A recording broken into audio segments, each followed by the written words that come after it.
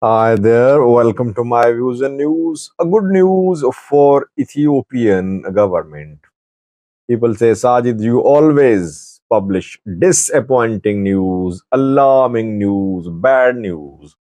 You are a pessimist. Why don't you publish any good news about Ethiopia, about Ethiopian government, about other countries in the region? Today I have a good news.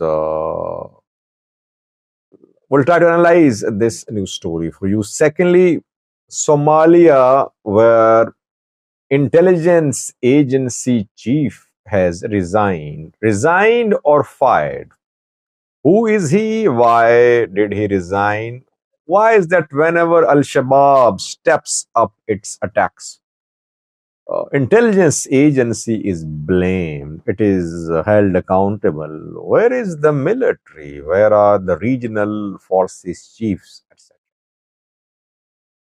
Firstly, viewers, Ethiopia, definitely a good news for Ethiopian government. A concession, a relaxation, though definitely it's not permanent. Government has been given period of 3 months extension. What happened? In November last year, we saw that Paris Club members and China gave loan repayment suspension relief to Ethiopia for 2 years. Ethiopia won't pay back loans in the next 2 years. Paris Club members are mostly developed countries. They're from Europe, mostly America, there too. Ethiopia struck two deals, one with Paris Club members and the other with China, separate deals. Both were about loan repayment suspension. But Paris Club members and China laid out a precondition. Precondition was that by the 31st of March 2024, Ethiopia must reach a staff level preliminary agreement with the IMF. Ethiopia is in talks with IMF for a bailout package of around 3 billion US dollars. We know that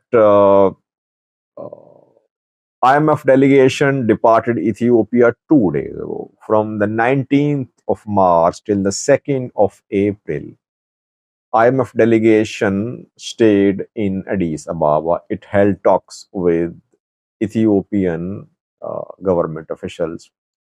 And when IMF delegation departed, it issued a statement saying that progress had been made. Talks will continue later this month. So in April, talks will continue. But no announcement of any preliminary staff level agreement between Ethiopia and the IMF. The deadline given by the Paris Club members and China expired on the 31st of March. It was being speculated that the loan repayment relief could be suspended, Ethiopia could be in trouble.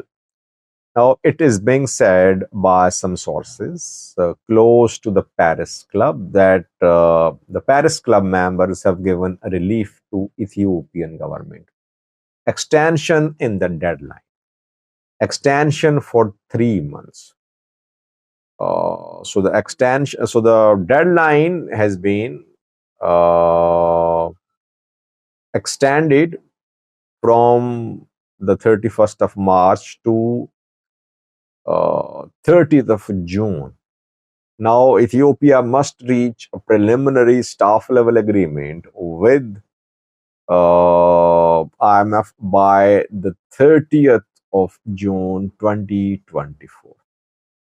And Ethiopia is hopeful that maybe this month it might be able to strike a deal with the IMF. Subsidies are being removed by Ethiopian government. I think we heard 2 days ago by Ethiopian government about removal of subsidies. Maybe birr could be devalued too in coming days. So if you are planning to buy birrs, be careful. Birr could be devalued in coming days because this is one of the major requirements from the IMF. We saw that when Egypt reached an agreement with IMF for a similar package, it had to devalue its pound. Same could happen in Ethiopia too.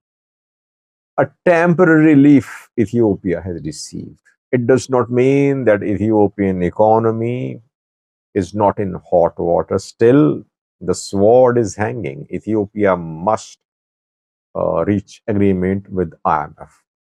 Now, what does Ethiopia need to convince the IMF to approve the bailout package for Ethiopia? Obviously, Ethiopia needs the support of powerful players like the US. US is the main player when it comes to approval of loans by the IMF. And US has been urging Ethiopia to talk to the groups in the Amhara region.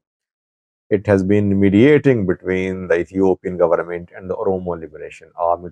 Two rounds of talks held in Tanzania collapsed. We could see more pressure upon Ethiopian government from the US to talk to groups in the Amhara region. We could see more pressure upon Ethiopian government to implement Pretoria deal, restoration of the status of TPLF, determination of future status of Raya Volkai could be hot issues in coming days because this is what US would like Ethiopia to do.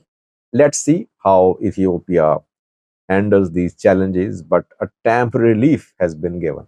This month is crucial for Ethiopia.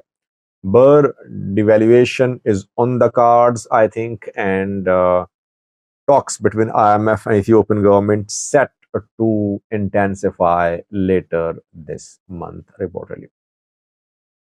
Secondly, we have Somalia, where intelligence agency chief has been fired, I would say, though the Somali media is reporting that the chief has resigned.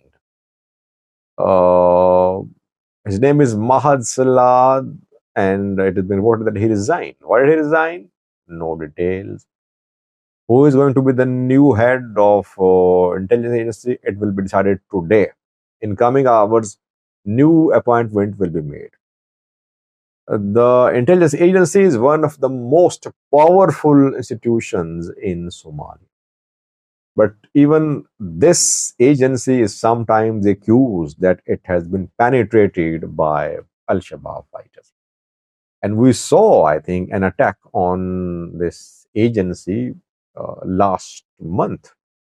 That was the first attack by Al-Shabaab fighters on the intelligence agency of Somalia. And since then, Mahal Salad has been under fire. And if he cannot protect his own intelligence agency, how can he protect the country? Role of the agency is very crucial. But why is that whenever Al-Shabaab fighters step up their attacks, intelligence agencies scapegoated? Now we know that Al-Shabaab fighters these days are on the offensive. They are taking control of new territories.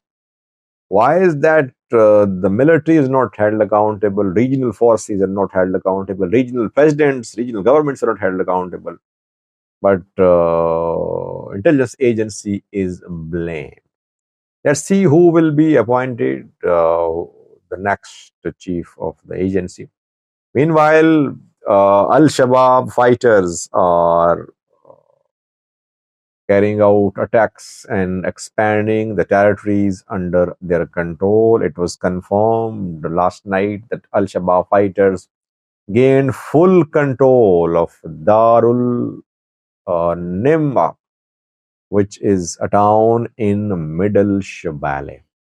Fighting broke out for the control of this town a few days ago, and reportedly yesterday, Somalia's military withdrew from Darul Nimba. And interestingly, 3 days ago, Hassan Sheikh was seen clad in military uniform. He was seen in Gulmudug, state, as if he was leading his troops from front lines on the front lines. He dressed up in military uniform, he addressed people, and he announced that Al-Shabaab was about to be defeated. And then he went to Saudi Arabia to strike a deal there, reportedly about Somalia's oil reserves. Reportedly. So, fight against Al-Shabaab definitely affected because unity of purpose is missing. Let's see who the new chief of the intelligence agency would be. It will be announced in a coming hour. Thank you for watching.